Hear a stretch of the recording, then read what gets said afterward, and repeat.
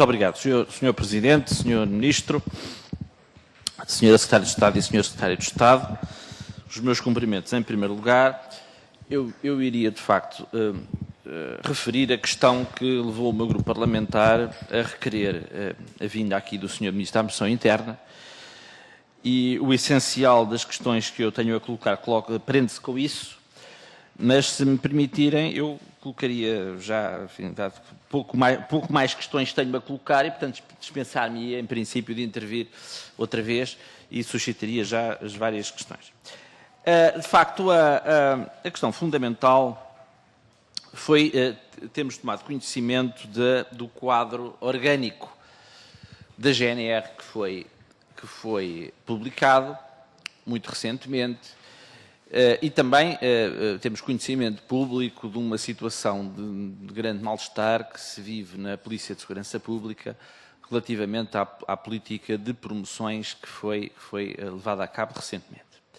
Mas eu começaria pela GNR, porque, efetivamente, o quadro orgânico que foi publicado aponta, objetivamente, para uma redução dos efetivos da GNR relativamente à situação que existia há uns anos atrás. O que coloca esta Força de Segurança, em 2010, em termos de quadro orgânico, com menos 1.647 efetivos do que tinha em 2003. Em 2003, o quadro orgânico da GNR previa 27.824 efetivos, o de 2010, 26.177. Acontece que esta redução não é uniforme, esta redução incide, no essencial não, quase exclusivamente sobre praças e cabos. Ou seja, é na base que se verifica essa redução de 1.647 efetivos em termos de quadro orgânico. Dir-me ao Sr. Ministro que o quadro orgânico não reflete exatamente o número de efetivos. Pois não, e ainda mal, porque o número de efetivos é menor. Porque, de facto, o quadro orgânico não está preenchido. Bom, e também, em termos de efetivos, se verifica uma evolução negativa. Enquanto que em 2004 a GNR tinha 25.463 efetivos, no fim de 2004.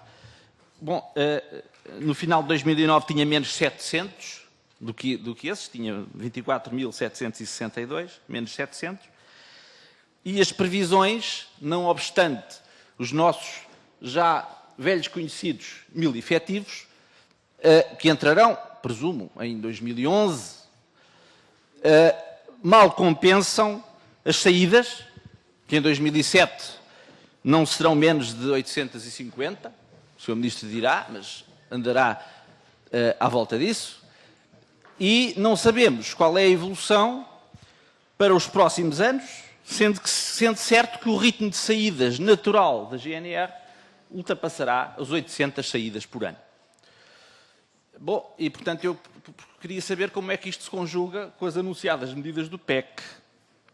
Ou seja, mesmo que o Governo, na área da administração interna, não cumpra aquela política suicida para a administração pública que foi anunciada no âmbito do PEC, de não haver quaisquer admissões até 2013, mesmo que isso não seja seguido, mas num quadro em que existe um déficit de efetivos e em que se prevê saídas da ordem das superiores a 800 por ano, eu gostaria de saber como é que o Governo tenciona resolver este problema para garantir níveis minimamente adequados de segurança pública.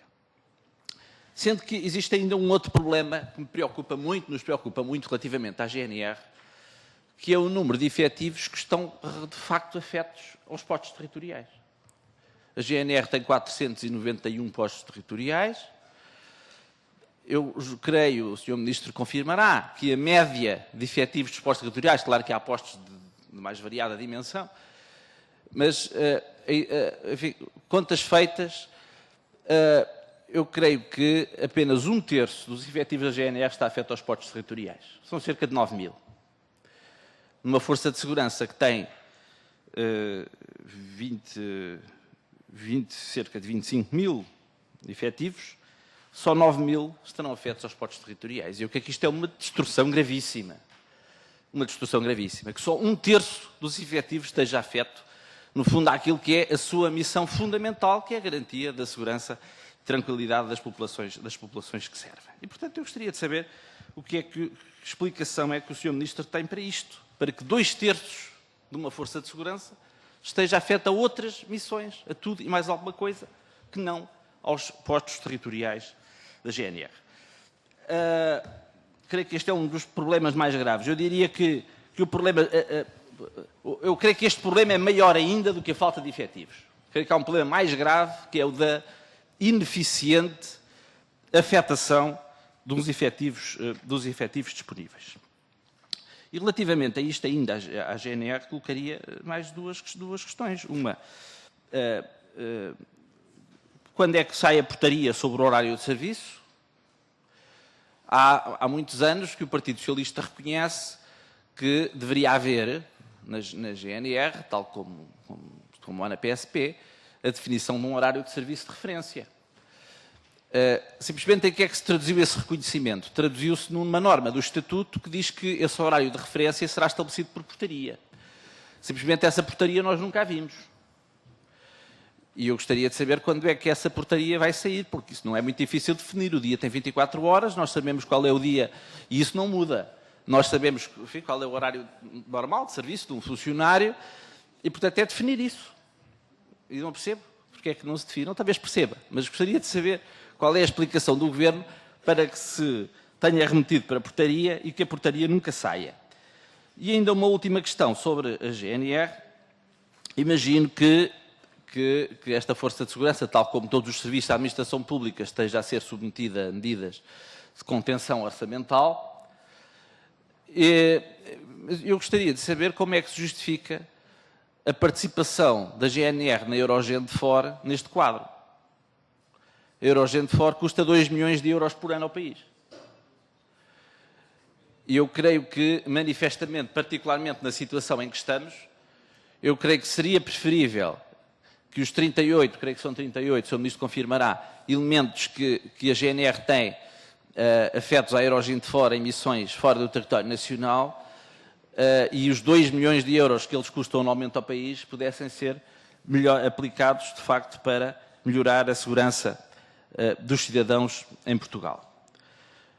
Relativamente à questão da PSP, e não faria mais questões, colocaria apenas estas, eu gostaria que o Sr. Ministro nos explicasse por que razão é que, havendo um problema que se arrasta há muitos anos de bloqueamento de carreiras da grande maioria dos efetivos da PSP, o que tem vindo a provocar, enfim, descontentamento muito grande e uma desmotivação muito grande, que o problema só tenha sido resolvido ao nível dos oficiais, ou seja, que tenha havido promoções de algumas dezenas de oficiais, mantendo-se o bloqueamento da progressão da carreira dos restantes. Convenhamos que não é o melhor para garantir condições de motivação para a maioria dos profissionais de uma força de segurança.